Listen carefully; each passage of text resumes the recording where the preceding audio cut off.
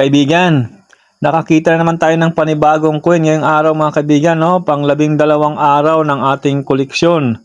Ito ay 10 sentimo noong 1970. Mahalaga ito para sa maraming Pilipino sapagkat bahagi ito ng kasaysayan ng pananalapi ng Pilipinas. Ang baryang ito ay kabilang sa mga unang serye ng salaping Pilipino matapos ang mga pagbabago sa disenyo at denominasyon noong dekada 70. Kaya't nagsisilbi itong simbolo ng ekonomiya, kultura at identidad ng panahong iyon. Mahalagang piraso rin ito para sa mga coin collectors. Para sa mga nangungulikta ng lumang barya, ang 10 centimo 1970 ay maaaring maging valuable depende sa kondisyon. Kaya ito ay magiging bahagi ng kolektibong alaala at kabuhayan ng ilang Pilipino. Paalala na ang halaga ng pira noon kumpara ngayon ay isa ring dahilan kung bakit mahalaga ito. Noon, ang 10 sentimo ay may aktual na purchasing power. Nakakabili ng kindi, tinapay o maliit na bagay. Para sa mga nakaranas ng panahong iyon, ang baryang ito ay nostalgia o paalala kung gaano nagbago ang ekonomiya at presyo ng bilihin. Representasyon ng pambansang bayani.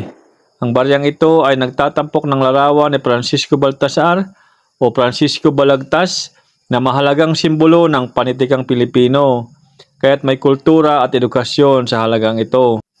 Kaya kaibigan, kung nakakita ka nito, ay huwag mo siyang itatapon o ibibili at hindi na rin ito tatanggapin sa tindahan. Ito ay mahalaga para sa ating mga kabataan at sa mga susunod pang henerasyon para makita nila at maikumpara nila ang pira noon sa pira ngayon.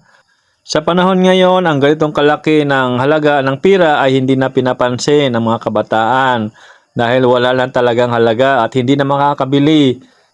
Sa panahon ngayon mga kaibigan, bihira nang may hawak nito. Kaya para sa akin bilang isang kolektor, espesyal na ang baryang ito. Dahil kapanahunan ko pa ito mga kaibigan, no? Noong 1970s, 2 piraso pa ng tinapay ang kayang bilhin nito, no? Kaya busog na busog ka na sa 10 sentimo na hawak mo noon.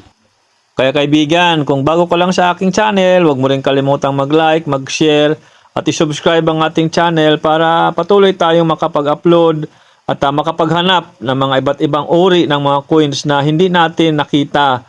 No? So ngayon lang natin ipapakita dahil nga ito ay collectibles na at bihira na ito ngayon sa ating sirkulasyon. So mga kaibigan, ito na, idadagdag na naman natin to sa ating coin album sa loob ng 1 taon. No?